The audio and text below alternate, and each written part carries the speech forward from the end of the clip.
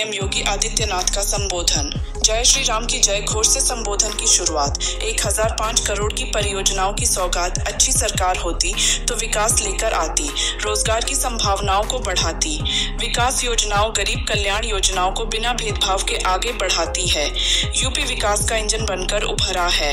2017 से पहले यह विकास का बैरियर माना जाता था, महापुरुषों का अपमान होता था। आज आपको बिजली, पानी, सड़क की सुविधा दिखती है। 56 लाख गरीबों को आवास मिला है। 1 करोड़ 26 परिवारों को फ्री बिजली मिली। 1 करोड़ 83 लाख परिवार को फ्री में उज्ज्वला के तहत गैस मिली। क्या 2017 से पहले संभव था? सपा के गुंडा राशन ले जाते थे। गुंडा सपा का सदस्य हुआ करता था। माफिया सपा से जुड़ा हुआ था। माफिया की पैरल सरकार चलती थी। बबुआ घर से बाहर नहीं निकलता था। 12 बजे सोकर उठता था।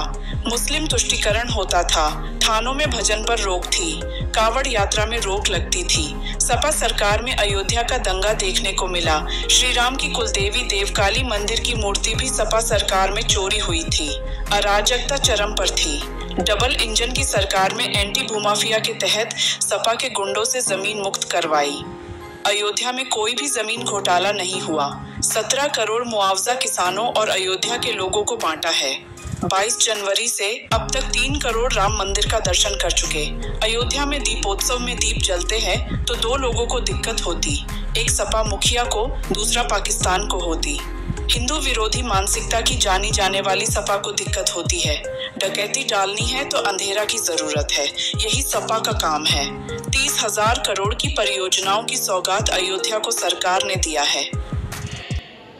माफियाओं के सामने नाक रगड़ने वाला व्यक्ति, दंगाओं के सामने घुटना टेकने वाला व्यक्ति आज भारत की संत परंपरा को माफिया कहता है। ये उनके संस्कार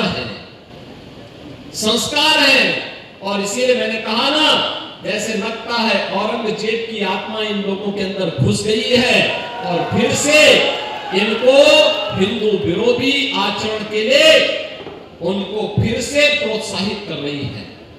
बहनों और भाइयों, अगर समाजवादी पार्टी का सही चेहरा देखना हो तो ये चेहरा इनका वही है जो भदरसा में समाजवादी पार्टी के नेता मोइन खान ने किया है। ये भी समाजवादी पार्टी का नेता है।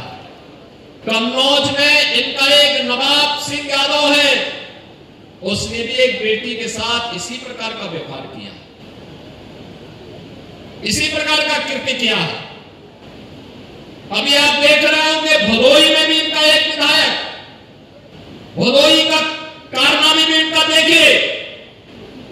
हरदोई में भी एक अधिवक्ता की हत्या समाजवादी पार्टी के ही पूर्व जिलाध्यक्ष के द्वारा की गई।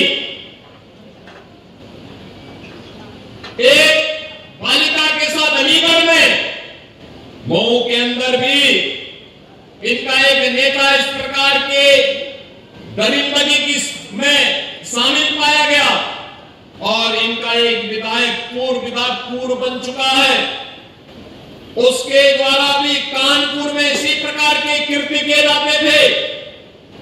ये लोग गरीबों की जमीनों पर कब्जा करते हैं, अराजकता फैलाते हैं, देशद्रोही तत्वों को अपने राजनीतिक स्वार्थ के लिए प्रश्रय देते हैं, अराजकता फैलाते हैं। और इसीलिए मैं कह सकता हूं बहनों और भाइयों कि जैसे कुत्ते की पूंछ सीधी नहीं हो सकती, वैसे ही ये समाजवादी पार्टी के दरिंदे जो बेटियों की सुरक्षा के साथ खिलवाड़ कर रहे हैं, ये कभी ठीक नहीं हो सकते। इनके को कानून के दायरे में ला करके इन पे शिकंजा कसना पड़ेगा और हमारी सरकार वही काम कर रही है इनके साथ में, जिसके ये पात्र है।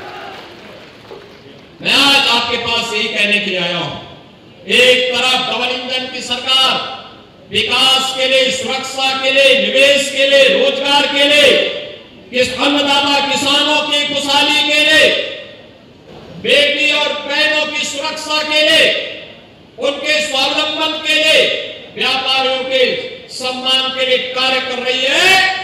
दूसरी तरफ ये चाचा भतीजे की जोड़ी हो या फिर 2 लड़कों की जोड़ी, ये लोग अराजकता फैलाने, गुंडागिर्दी की हदों को पार करने की स्थिति में आज दिखाई दे। यहाँ मिल्कीपुर का उपचुनाव होना है। पहले तो मुख्यमंत्री जी से हम लोगों ने 100 सड़कों की मांग की थी, 100 प्लस सड़कों की, और ये आज नहीं है, ये विगत 3-4 महीना पहले मांगा गया था। उसमें से फिर टॉप 30 रोडें कहीं गई।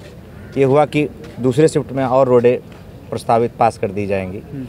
पहले राउंड में 6 सड़कें PWD की, एक हमने पुल की मांग की थी मसेड़ा के पास, वो पास हुआ, और 6 मंडी परिषद की सड़कें हैं। आप जाएंगे तो मेरी होल्डिंगें सब लगी है, उसका टेंडर इसी 19 को खुल जाना है। सेकंड स्लिप में 43 सड़कों की और एक जाल, उसकी भी स्वीकृति आ जानी है।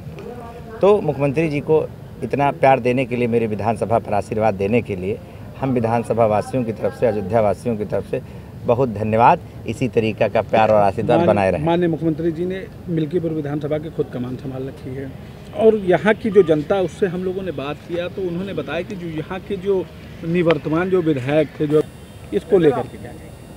देखिए, वो झूठ बोलने के लिए प्रसिद्ध हैं, जग जाहिर हैं, और उनकी बातों में जनता आ गई, और दुर्भाग्य रहा कि यहाँ लोकसभा चुनाव हम लोग हार गए।